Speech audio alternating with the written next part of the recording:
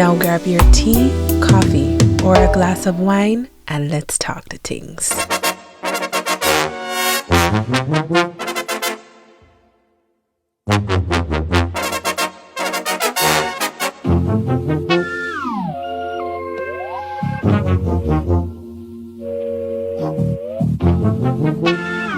Hi guys, welcome to another episode of Let's Talk the Things.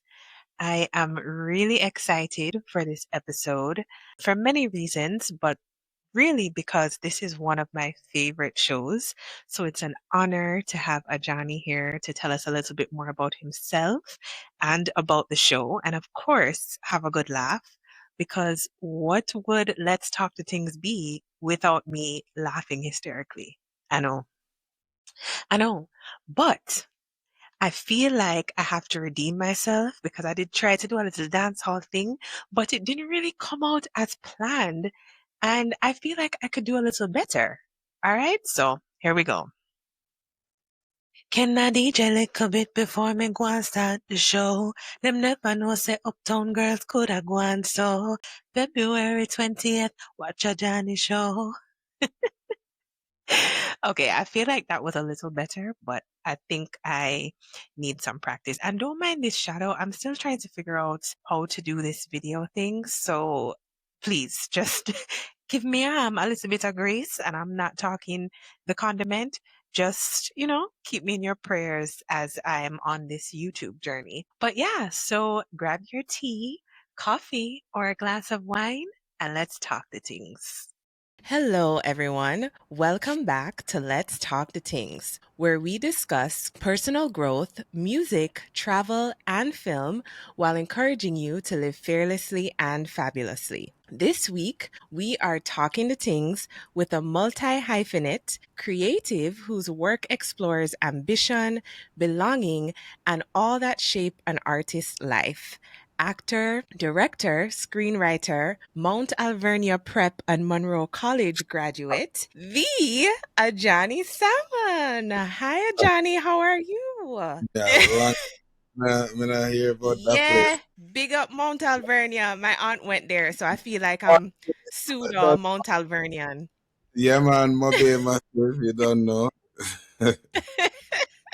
You didn't know I knew the things them, a real journalist. I, Yeah. I appreciate it. So how are you doing? I'm good. I'm good. I'm well. It's the afternoon, as I say, sun shine, which is rare for this Yes. time of year. So we give thanks. Very nice, very How, nice. Who needs a filter when you have God's beautiful light? right, right. And the like a, what you call it, curtain as well. So it just a diffuse for me. You know what I'm saying? So yes. How are you? Well, thank you. I'm so happy to have you here. First, we're going to do a little icebreaker. It's Mhm. everyone's favorite segment of the show, and it's Well, called Dat No Sound Safe. all right. So, I'm going to read messages or social media posts that listeners sent in. And if you think it sounds crazy or a little bit concerning, you'd Mhm. say, that not sound safe, and Right. explain why. And if you agree, you say you agree and explain why. All right. Cool. Make Let's go. sense? Yeah, man. All right, cool. First person said, the only mail me ever connect with is me email. That not sound safe. Right. Sorry, it doesn't. It doesn't. I don't know. Yeah. I don't know what I assume a woman is going through, but you, no man friend, no uncle, no virgin, no nothing, nobody. Yeah. That sound personal. That sound personal. I can't. I know the men are trash thing is going on, but not every single man. Sorry, you must can't find one decent man for power with. And that's Exactly. But I do think that's hilarious. I'm not gonna lie. The next person said, never supporting me, but asking me for my resources is actually insane. that's fair. That's Yeah, I fair. think, and I, Relationships are mutual, so you know. Exactly. And I also feel like in your industry, that probably happens a lot where, you maybe needed help from somebody before you really bust. And then when you do, they're like, oh, can you do me a favor or can you help me with Um, something? no, I feel like it's slightly different because No? obviously Oh, my industry good. is mentorship. Like if I ask Okay. someone who's like super advanced for help, like if I Mm-hmm. was to ask Idris Elba for acting advice, career advice, Right. there's nothing I Right. can do, like realistically, but there is something he can do for me. Okay. So Got you. That makes I, sense. I, I understand it. But I think specifically to film, sometimes the thing rough. You get me, like what? But I get it. I get it. The sounds here. The sounds here. Yeah, yeah, I get it. I get that for sure. Okay, the next person said a couple more. A lot of us didn't learn how to ask, what do I want? We learned what keeps the peace and what will make them proud. That is safe and sound. Yeah. That is safe and sound. What was that last part? Love to keep the peace and make people proud. What Yeah, I will mean, make them proud? Yeah. for Especially that sure. last one. Yeah. Yeah, because I don't even know if my mother asked me. Maybe she did, and I don't remember. So she'll hear this and I'm terrible. But I don't remember being like, oh, what do you want to do when you grow up? Like a serious question. Well, no, not that is not a serious question that I could have answered anything. Like if me did say, That's fair. I want to be an artist, me not sure if should I be like, yeah, man, me I go try find a studio for your record or something. You know what I mean? Yeah, yeah. And So yeah, also, I feel like a lot of persons that have never lived in Jamaica, they don't realize Jamaica is very conservative actually. So it's it's like service. your parents, You yeah, can tell. your parents have this expectation of like doctor, lawyer, something Yeah, that's a profession. So I love that, our generation and the generations after us, they're getting in a more creative space and it's being a lot more accepted. You know what I mean? And I think people have a misconception because they figure so much great music comes out of Jamaica, like track and field. So they probably think, oh, if you're Jamaican, like your parents are okay with you doing other professions. And it's not necessarily the case. It's just we have become a generation that doesn't really ask permission anymore. We just go for what we want to do? right. Yes. Although I'm as liberal as I think myself to be, like I have a son, but I'm sure if Yeah. he turned around one day and said he want, I'm sure there are things if he said he wanted to do it, I'd be like, brother, I'm not sure about that. Like you, That no sound safe. so yeah. Um, who knows? Who knows? But yeah, we're Yeah. definitely taking the chance. Yeah, for sure. For sure. All right. And two more. The next Mhm. person said, Caribbean parents will say, why so much light on in the house? And also say, so why you there in the darkness? 1000%. That is true. That is true. Yeah, I'm convinced they're just confused. They No, they they're Jamaica. confused. I think Jamaica is one of the like I know a lot of people are like, oh, obviously Jamaica feel like so them special, but Jamaica uniquely special in the sense that two things exist at the same time, and it always Yeah. does. Like even previously, it Yeah. just like Jamaica's super conservative, but there's no Hmm. music like dancehall at the same time. You There you you know what I mean? go. Yeah. And like It's it's like a like walking contradiction. right. It's like I was saying to somebody, I was like, we have a drinking culture, but being drunk Yeah. is from, and it's like so everybody needs to just know them limit and just get to the limit and Yeah. stay. Isn't that really So, true? Wow. so yeah, Jamaica just so that the light thing is just another Yeah. example that like Yes, for sure, for sure. Okay, and the last one, the person said, when your spirit tells you to fall back from certain people, it's important that you listen. We good for saying my spirit not really take her. yeah, Okay. yeah, Yeah. yeah, no, 100% sure because some of our intuition is Hmm. rooted in like That's unless an interesting take. right unless you have the awareness to know where this is coming from, Mm-hmm. then me not sure you for trust it actually because you don't know where it come from. You get me? Yeah. Like, Yeah. No, that's true. so me not sure. Like me have friend will say them can't find no good man, but every man what them find are the worst man you can find. Hey. Yeah. Me not say, oh, me not say, me not say me good or great, but me I say, yo, better than him about. Me sure of that. But I can't manage. you will par with me or you will par with, oh Johnny, you don't have no friend. I mean I say, you mama have the dogs, them with the dog. Roll through the dog. Not interested. Stop. And then you go pick up some work. And I mean I say, yo, like there's a barometer of like bad. You know what I'm saying? And you're the way over here. Yeah. So that's why Yeah. yeah, yeah, blind Yeah. spots. No, I get it. I get it. Yeah. Yeah. All right. Well, that was fun. Nothing crazy, although the name kind of scares people sometimes. Just a little good fun to break the ice. But before we start, I recently had dancehall artist Nige Boy on the show. And I Okay. told him that I feel like I have an inner dancehall artist in me, Wow. So Yeah. if I so if he ever needs somebody to, say a verse in standard English, I'm the person. Right. So I It came is up with a little go on. medley just for you. Just So you have to wow. be honest. Yeah, you have to be honest and tell me Did, how it is, okay? did Nige Boy hear this melody as well? No, I just after he told me that I got the confidence and I said, "You know what? I'm going to try this out with Oh, Adjani." no. All Yeah. right, cool. All right. Okay. Ready? Mm-hmm.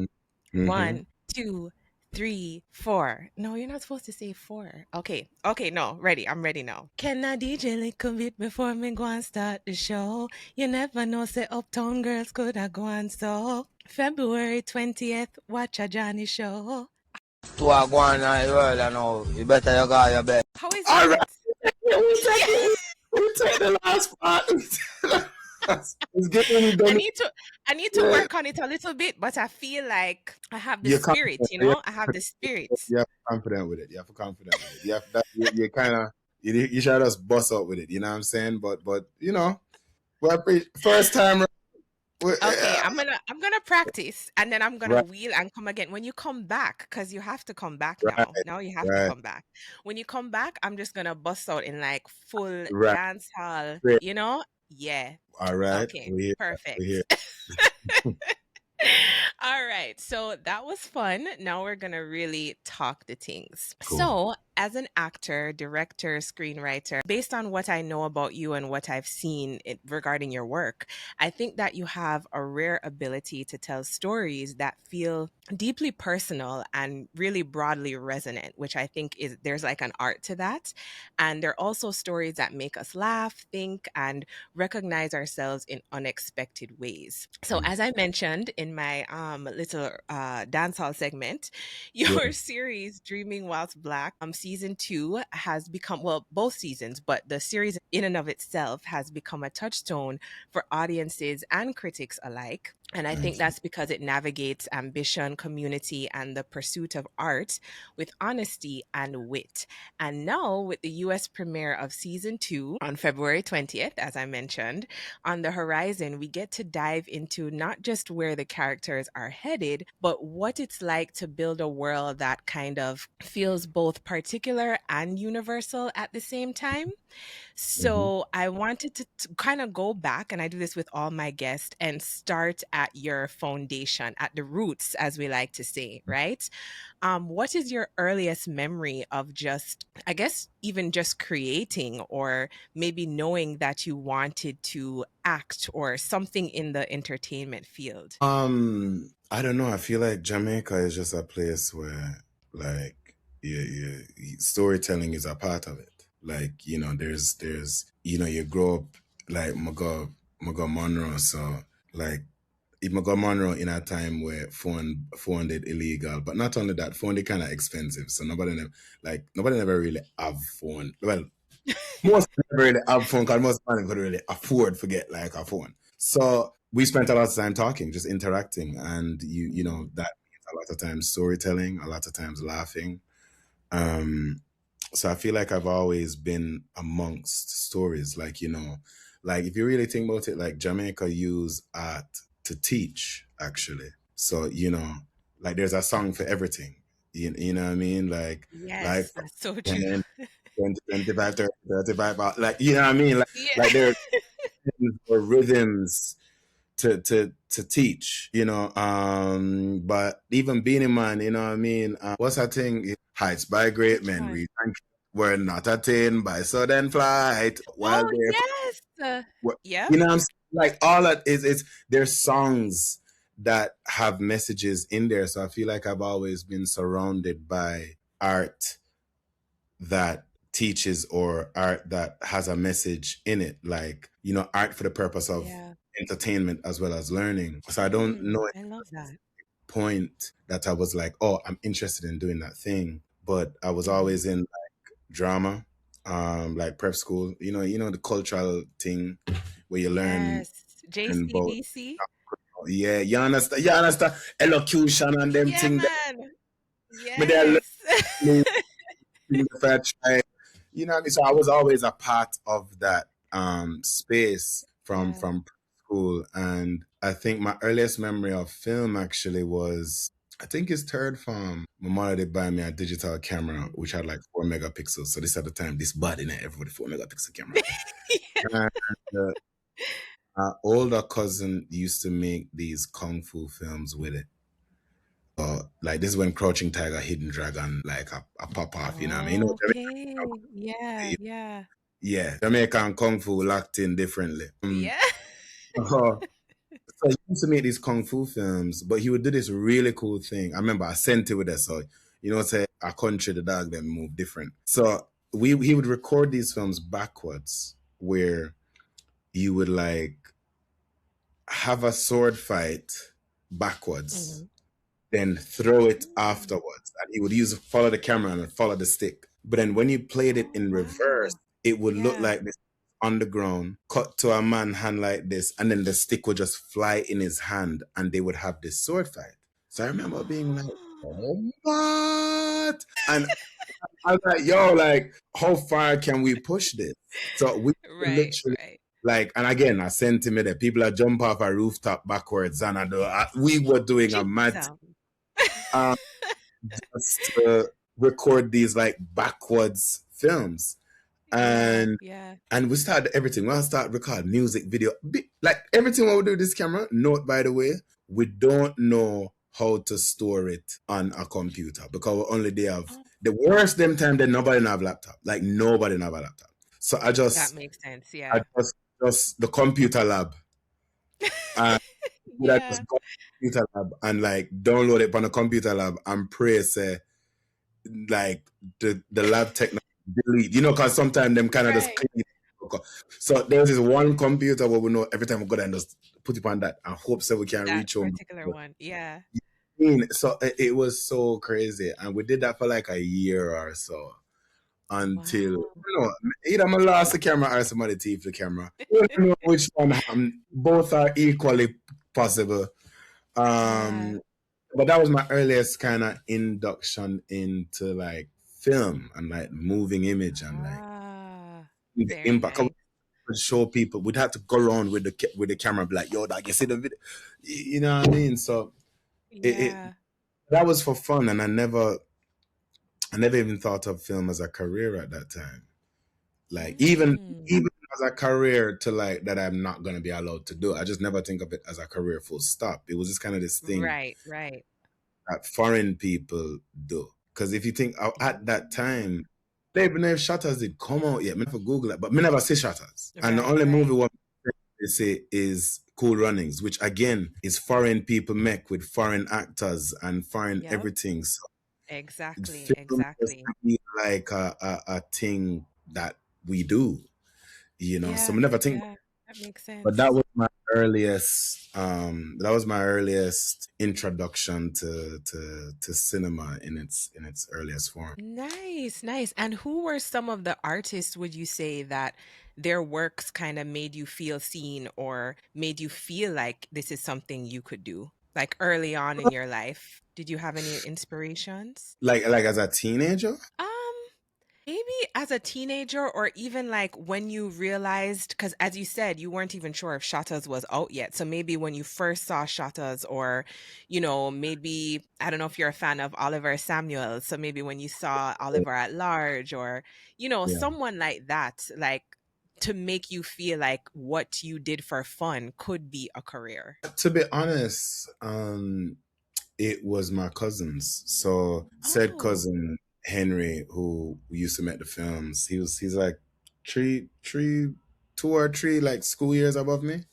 okay. Um, so when I finished university, Mm-hmm. no, yeah, when I finished university, he was Mm-hmm. studying film, and he came Oh, from England the summer, and this time I was working in architecture. And I was just kind of driving him around to film shoots because, it's like me, they have a little car. So, me, I drive him around the place to these shoots. And I was just following him to these film shoots and seeing him film all these people like him there I work with. And again, I was young. I was like 21. So it's like, and I remember him doing like a shoot with like Yende Phillips. I said, boom, like, you know what I mean? Like, I'm around all these people. yeah. And like, that was his job. Like, he got paid doing that. And I remember was just like, oh, raw, like people make money out of this thing.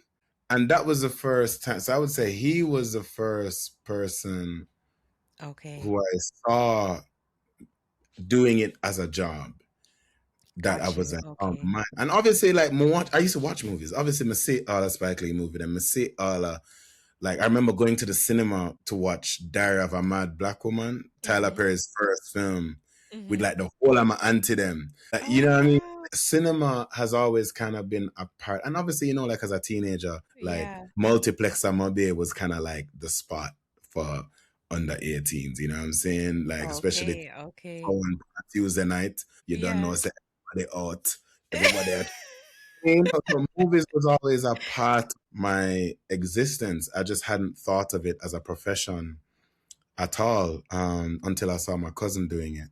And then I was Yeah. like, oh, and like, if you make money doing this, then maybe that's what I want to do. Because that look, it felt fun.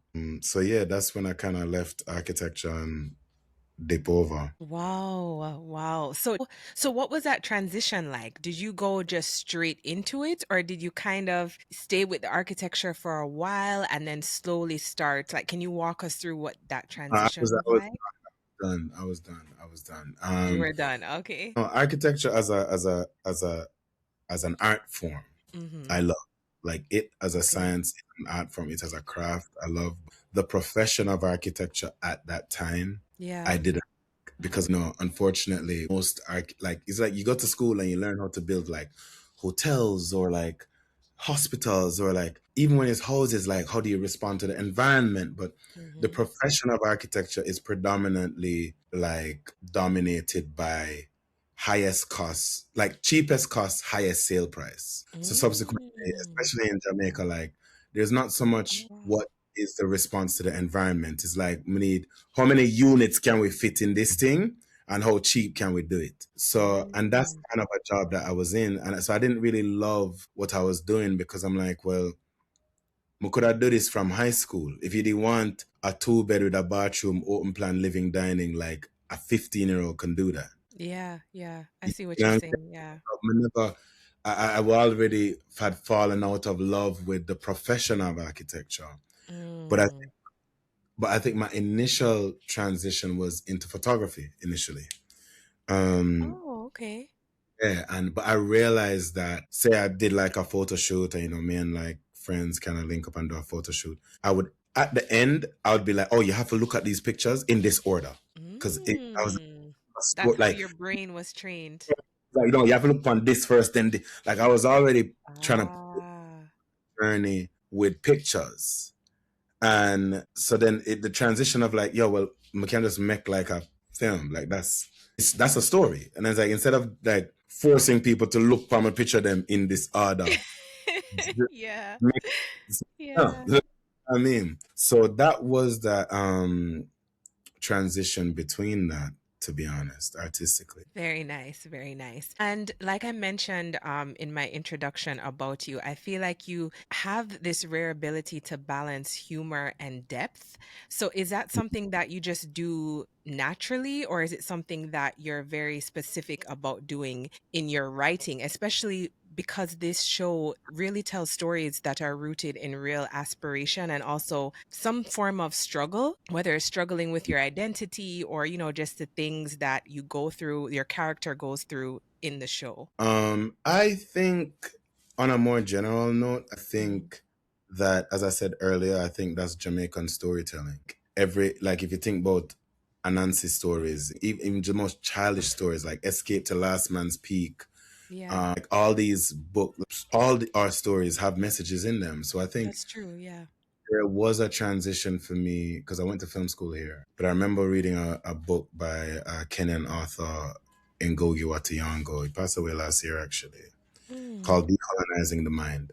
Hmm. And the concept of that book was like moving away from English. Him saying like, if and again, Jamaica, national language is like what we actually speak is patois, but the official language of the country is Is English. English. Yeah. And his question was, what do you tell a population when their intelligence is based on how well they know something foreign?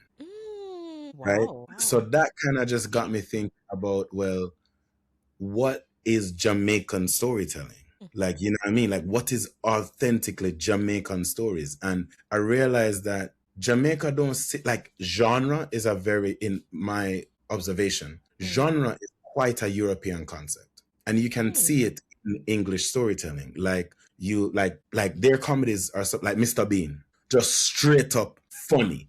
No, Yeah. no morality, no nothing, just joke, joke, joke, joke, joke, the end. Or you Yeah. like Yes, true. Jane Austen, which is just like bleak, Pride and Yeah. Prejudice, sensibility. It's just dark. Or then you have like their murder mysteries, like Agatha Christie, and like which is just murder, thriller, like Mm. it's specific. And all these stories, which are English stories, which are great English stories, Shakespeare, Yeah. are rooted in genre and do not leave it at all. But as you will know with Jamaican stories, no story is one thing. No dramatic story is not funny at some point, or no funny story. You know what I mean? Like Yeah. you will Yeah. a story, they'll be lamenting about how somebody has died and how it's so unfortunate. And then them tell you, yeah, man, said me, I said, you duppy boxer last week, and then she just dead. Like, That's like, so true. no in a fantasy. You see what I'm saying? Or like, That's so true. and I think it was that realization that, oh, we don't, as I said before, like every story, every song, everything have a message. That's just Jamaican storytelling. And I Yeah. found myself, when I was making films, I found myself thinking, what do I want to say? Hmm. Like, and I guess the third point to that, which I'll end it on that point, is I remember my tutor telling me, with every film you make, you could have bought a house because film is just that expensive. Okay. So Okay. Got you. yeah, it's that expensive. It Yeah. costs millions to make a show. It costs millions to make a film. Even Oh my gosh. a micro budget film in England is 200,000, and that is Jesus. super. But again, £200,000? yeah, if you Oh want to my make a film on a budget, 200,000 not stretch far. You get me? gosh. And more in America, we don't have the same laws that America has. So Yeah. Yeah. feature is I think is under a million. A micro feature is in America, right? So again, you can buy a house. So Wow. he would Nothing every micro. There's nothing micro about that. and so he's just like, so with every time you decide to make this film, Hmm. ask yourself, why am I not buying a house? That's interesting. Yeah. So it like make it count. If you're gonna spend this money for somebody to just watch it for an hour and a half or however long the thing Yeah. is, Yeah. what is it doing why you didn't buy a house? And for me, the rationalization of that is people watch films, people we watch the screens Hmm. for entertainment, for escapism. Yes. But I think the added thing is if I can just show you something or bring something to your consciousness at the same time while entertaining, then maybe it's worth me not having the house right now. Yeah, right now, exactly. Right I now. like that. Yes. Me that. If you see some nonsense with the name on it, just know. But Hey. um so yeah, so that's why I think it's just me reconnecting with how our people authentically Yeah. tells. Yeah, and I think that it's great that you're sharing that part of our culture with such a broad part of the world. Because Mhm. again, a lot of people have misconceptions about Caribbean people as a whole, Right. but we're Jamaicans, so particularly Jamaicans, Mhm. we talked about it before we started recording that, sometimes you even get tired of like telling your story or, why you talk a certain way. Or, for me, there's so many phenotypically different looking types of people in my family. So explaining why that is, like, I don't want to have to educate every single person. Like, I love being Jamaican, but it's like you don't always want to be an educator, But like you said, when you do it in storytelling and you make it funny and you make it relatable, it's like they don't even realize that they're learning, but they're learning, Exactly. You and that is worth putting off the house for now. right. So in season one, a lot of, I think so many things resonated with people, myself included, because it felt true and it felt real and it felt intentional in some of the scenes and like stories that you were portraying. Were those all things that you experienced working in those environments, or were they more like a collective, like you said, storytelling? Maybe your friends told you some things and you kind of mixed it in with your experience. Yeah, no. We have a running joke which is not as funny as it we want it to be. That dreaming was black is a Okay. back. So most things will have happened to somebody. And Okay. Yeah. we've just, oh, okay, how can we weave that into a joke or weave that into a narrative? So Yeah. it Ajani, I is, couldn't breathe, I was fighting for my life on some of those scenes. It was so funny because it was so true. Like, it was brilliantly done. Yeah. thank you. So a lot of the times is really stitching together real stories that we've either experienced, and we have a writer's room as well. So and Okay. that's Nice. mostly that's like our black people. We have like our token white man Ali, who's with us, but it's predominantly black. Yeah. So Yeah. most stories you hear, people are bringing in their experiences or their families, friends' experiences that we kind of just put into one show. Yeah, I love that. I love that. And I love that you do have Alan there, because I think that, especially growing up how we grew up, where we have a very inclusive society, as Mhm. far as race, I think that it's important for everyone to be in the room, essentially, because maybe it's good to see his perspective on, like, oh, I didn't know when I said this that was offensive. Like, I thought I was being To friendly, or you know what I mean? be honest, Ali is more our, like, shield in the same way that like, for example, in America, they have, Yeah. well, I gotta call a name, but a couple black people be saying some things that are, and Okay. you know what I'm saying, but they use the black voice as a shield to protect themselves. Like, I'm not racist, she said it. Oh, I see what you're saying. Okay. Right. So Ali, anytime we kind of get pushed back on, like, how would a white person say this, we just wheel out Ali to be like, yo, yeah, like, he told us. He Got told you. us that y'all said this. So Yeah. this is imagination. He told us. Right, right, right. So But you're consulting, which I think right, is good, right? exactly. Because you're not making an assumption. No. And I, as you said, he brings in his own experiences, which are laced into the show as well. Because obviously, at the end of the Yeah.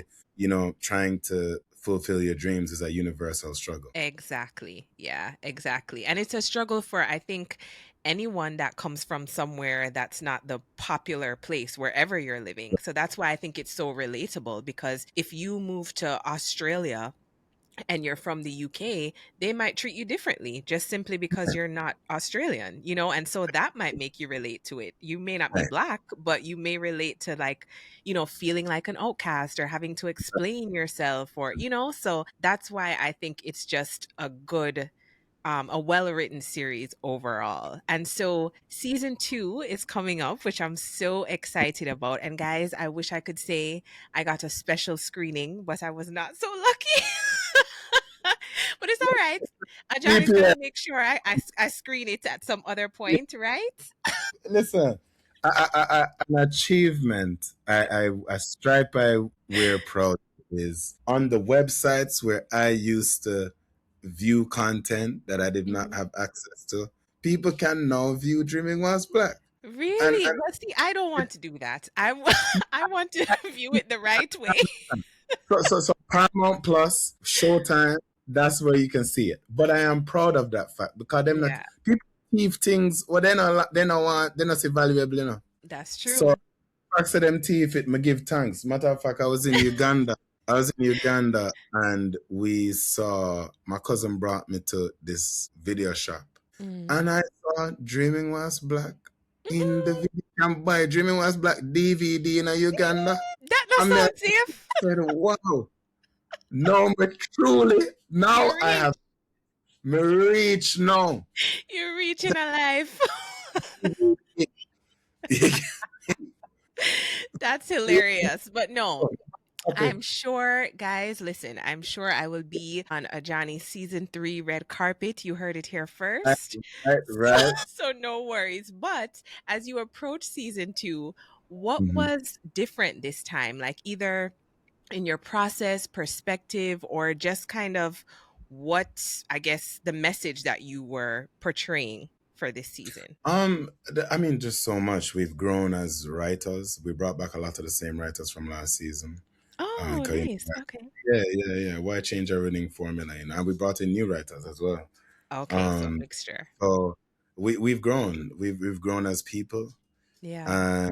The industry has changed as well from the last time we wrote it. So and we know what we're doing now. Like the reality is, we made sometimes I look back at season 1 and think, damn, I can't believe this is decent because we had Yeah. no idea what we were doing. So we kind of came into season 2 with a confidence that we didn't Nice. have. And I think this season you feel that confidence of like, oh, these men, they know what they're doing now.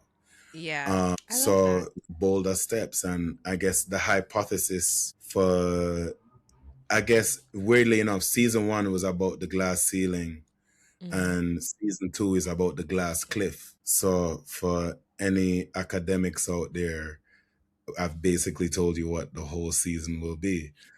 Um, but yeah, we just wanted I to love that. reflect times of what's happening in the industry right now. Mhm. Ironically, an article came out about BBC's findings on diversity, and I was just like, y'all didn't need to do that report. You could have just watched season 2.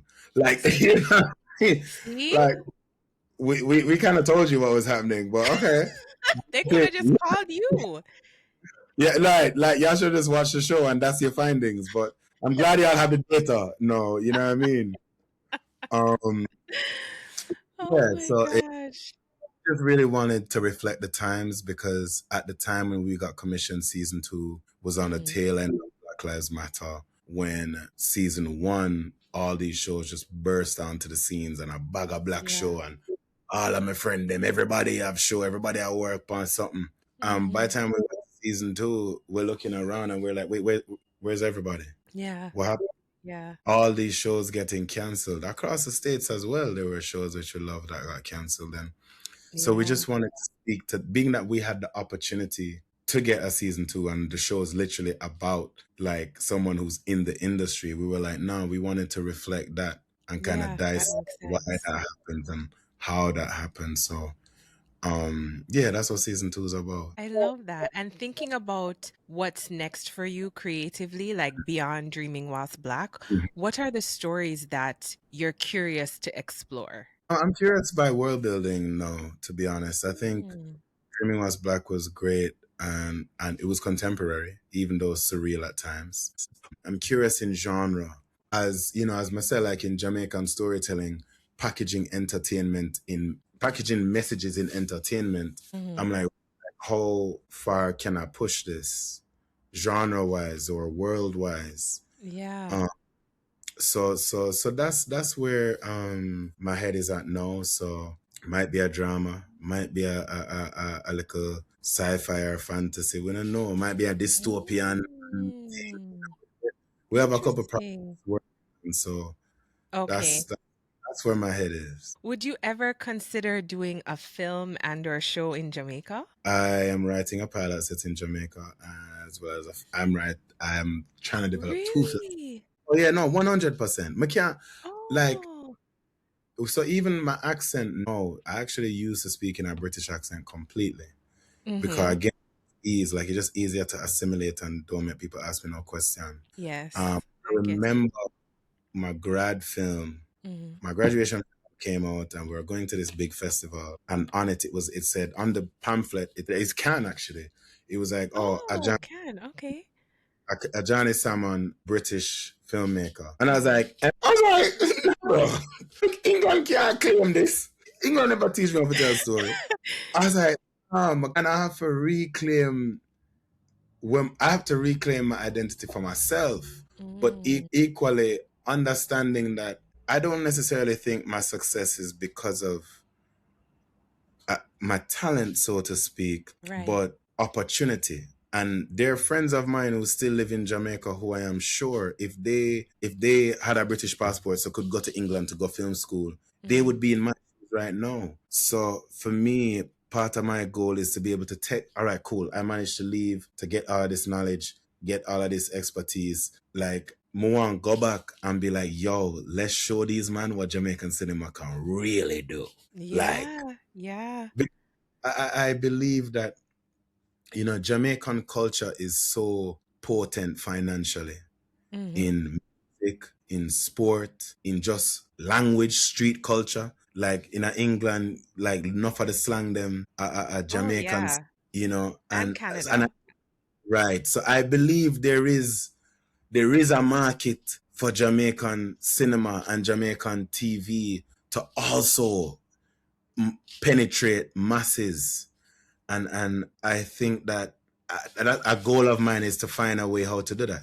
I I love think that. some easy route, like, obviously if you make a Bob Marley movie, it's gonna make bare money. Great, we love that. Um, you know, Obviously if you make a gangster show, which is again akin to dance hall, whole heap of people are gonna watch it and make money, sure. But I Mhm. do think I do think it's not just reggae or dancehall that people love; it's Jamaican culture. Culture, So exactly. a goal of mine is to find what is it about Jamaican culture that everybody loves, and how can we package that in a film format so everybody can enjoy that as well. You get me? Yeah, Um, I love that. That's so, beautiful. so And I yeah, think so it's that's needed for sure. It's needed. the talent did it. Jamaica too. Jamaica, Jamaica full up of too much story for not. Yes. Yes. You And know, we are the best storytellers, like just Caribbean people as a whole. But Jamaicans, I find we're so animated in our storytelling already, as you've been saying throughout this episode, that it just seems only right, you know? exactly. So that is a goal of mine. I hope Nice. sooner than later. Well, I'll make sure I send in my audition tape, Right? so I can get a little feature. All right. So, two more questions before our last segment. What would you say is a lesson that you've learned recently that you think will stick with you for a long time? That I've learned recently.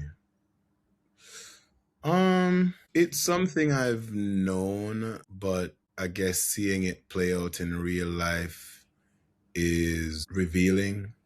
Mm, Is as long as you can honestly say you've done your best, mhm. whatever the result, you'll be content. Oh, I love If you that. can genuinely say you've done your best, if you've put Yeah. your all in, Yeah.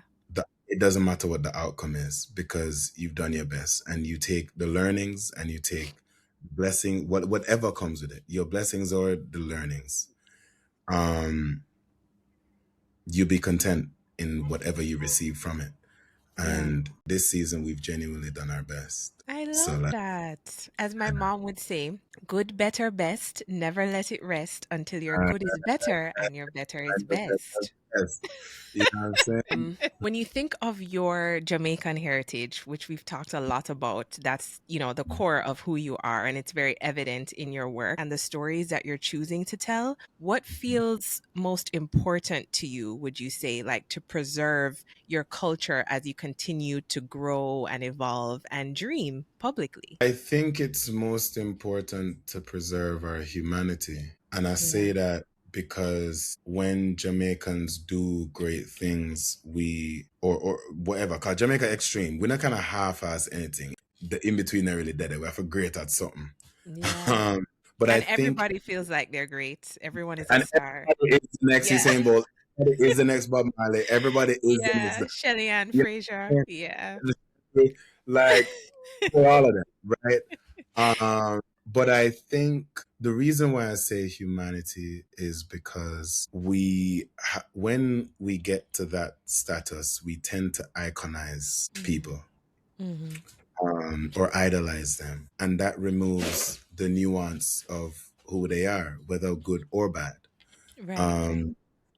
And you see that with our legends, Mm-hmm. like, and you see that with the people who we vilify, in the same way that, and this might sound bad, so let me really think about this, but in the same way that Bob Marley was a musical genius, Mm-hmm. he equally had beer pitney outside of Rita while married, like, you know what I'm saying? And that's just saying he wasn't perfect, and that's okay. Right. And none of us are perfect. So, Right. yeah, that's a true story. Yeah. Right. And I think to humanize us is to continually humanize us, no matter how extreme a circumstance or story it is, because I do think it's humanity that we empathize with. That's why Right. we understand why people do things, because we can see the humanity in them. We can see the desire. We can see jealousy. We can see empathy. We can see longing and loss and all of these things, Mm-hmm. which, sometimes gets missed in popular culture because Jamaicans just move mad. Dog. I mean, like Jamaica just is a crazy place. It's not a real place. Yeah, it's like it's very extreme in some senses. I Right. think you explained that. You definitely explained that perfectly. So yeah, so I think that's what I'm keen to keep doing, is to Yeah. keep I love humanizing that. us. That's beautiful. Beautiful. Okay, so for our last segment before I do my thank you, Yes. I would like to ask you a few rapid fire questions, and I want you Okay. to answer with the first thing that comes to mind. Okay? Mm-hmm. All Sure. right. First question. Mhm. Who is your favorite reggae singer? And I'm talking like from 70s, it like old school foundational reggae singer. Peter Touch. Ah, okay. Nice, nice. All right. What is your Okay, now let me rephrase that. If you were stranded on a desert island and you could Mm-hmm. only have one Jamaican food or one Jamaican meal, I should say, what would that meal be? Oxtail. With Obviously, rice and rice peas and and something. peas. And, Okay, and just check because anyhow you say white rice, me log off. Anyhow you say white rice, me log off quick. oxtail, rice and peas, and raw veg. The shred up carrot and Yes, lettuce. Yeah. yes, good answer. Okay, okay. What is this is not really rapid, but what is a favorite short memory of from prep school? Like a standout memory in your mind from prep school? God. A girl used to pinch me all the time. Brittany. Yeah. We're actually friends still. Oh, that's So so she used to funny. pinch me all the time, but my mother had a very strict, like, no, like, don't touch women. You can't hit women, no matter what. Yeah. Yeah. So he would just pinch me and I wouldn't do nothing. And I met a boy in a class who now gonna do her about nothing. So anyways, Yeah. one day running. One day she tried to pinch me. I'm going to run. And she chase me. And I said, Jesus Christ. Run, run, run. And I go round the seesaw and she Yeah. goes on the seesaw. But because she tried to jump over the part that's down in it. So I see her try to jump on the part that's down. I just go on and start, boom. And pull it down. She dropped. I don't even know if she remember this. She dropped and she started ball. And I said, Jesus. Oh no. Oh Anyways, gosh, man. Carry go to the principal, which is where the nurses' quarters was. So I told Yeah. them this. And they said, yeah, man, be a lick snow. So anyways, principal asked me what I go on. I'm going to tell her the whole Yeah. thing. Yeah. And she said, oh, okay. And she take me one side. And she said, good. Don't make them bully you. I love that. I swear, I said the beating woman I'm gonna get now, jeez. But the way she was just, because people don't know about that, if you didn't go to school in the Caribbean, you will get 2 lick. the way she just said, good. Oh like, my don't, gosh. all right. That is hilarious. I love that. That is hilarious. That's hilarious. Okay, 2 more questions. If you could travel anywhere in the world, where would you go? Jamaica. That you haven't been yet. Okay. And that's why I had to cut you off, because I was like, you're gonna say somewhere you've been. 2 places? No, 1 place. 2 questions left. 1 place. Oh, may I just say Africa? May I really love? I've been to a couple countries, but where in Africa is a big place? All of the country, them. Me want to go everywhere. Me go Uganda.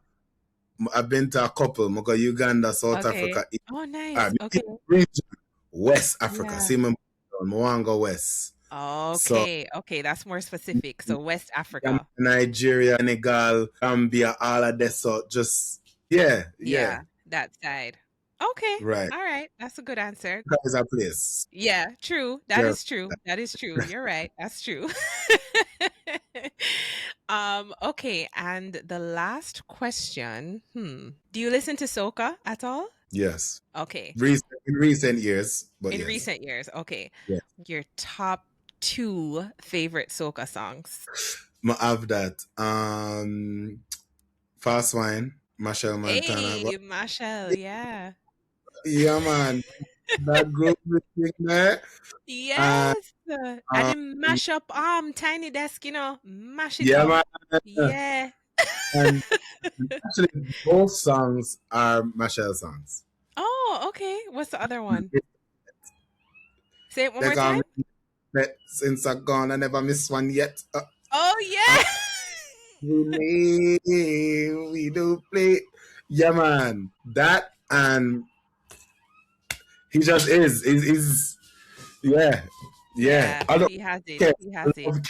I love like Bungie Guy, but if I'm like top, like my personal, like there's emotional resonance to these songs for when they came up, where I was and who they're on the road, and who knows, maybe the wine or me get fun at first. It's in my mind, like yeah. I love that. One Machel. I love that. Yeah, man. All right. So this is a part where I do my thank you. And as you would know, this is new to me doing it on video. So please, no matter with the crying, you're going to hold it like a G, while I tell you some nice things about yourself.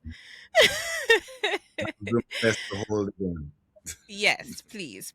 All right. So, Adjani, something that lingers in your work is its sense of inheritance and the feeling that these stories didn't arrive fully formed, but they're kind of traveled, like you've put them together over the course of your life, and that they come from somewhere. Like you mentioned earlier, from community conversation, because, phones weren't really a thing, even though that makes you sound much older than you are, but people that get it will get it. Like people, you understand a bush me come from, yeah. Right. But yeah, even from that, or ancestral memory, or just from negotiations between where you're from and where you're going, you know, just that assimilation between being British and being Jamaican. And there's a rhythm to your storytelling that feels intentional, like I mentioned, and almost musical. I'm a very big fan of music, so I think I kind of see things in that way. And I don't know if that's the influence of growing up with Jamaican roots, where, you know, as we talked about, oral tradition, humor, cadence, and storytelling for us are forms of survival as much as they are expression, but it feels present when you speak or in your writing when your character speaks. And in the way that ambition and humility coexist kind of within the same breath, I think that just makes your storytelling uniquely yours. So while Dreaming Whilst Black doesn't rush its characters towards answers, it allows them to sit in kind of like a tension of becoming. You see the characters growing through, I guess I could say that, what they're going through.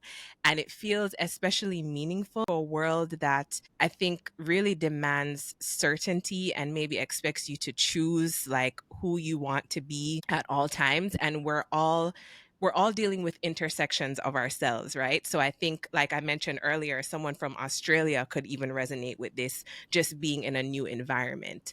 And so, as US audiences prepare to meet season 2, I think that they won't just be stepping into a show, but they're stepping into a lineage of your storytelling that honors complexity, migration, and imagination. So, thank you for your work. Thank you for everything that you're doing to showcase Jamaican culture in a positive light and to really tell our stories in a different way, and that we're not a monolith. You know, yeah, we can wind down to the ground and all them things there, but you know, like, we are a people that are just very determined and very ambitious, and we get a bad rap sometimes because it's seen as arrogance, but we're really just confident, you know, and I think that's a positive way to look at it. And you do a really good job of sending that message to the world. So, yeah, thank you. And thank you for coming to talk the things with me.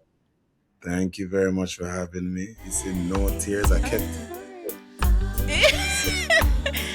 I saw one trying to fight, you know, but you held it. I'm proud of you. But no, thank you for having me on. It was great being here and great having this conversation. Great. It was lovely having you.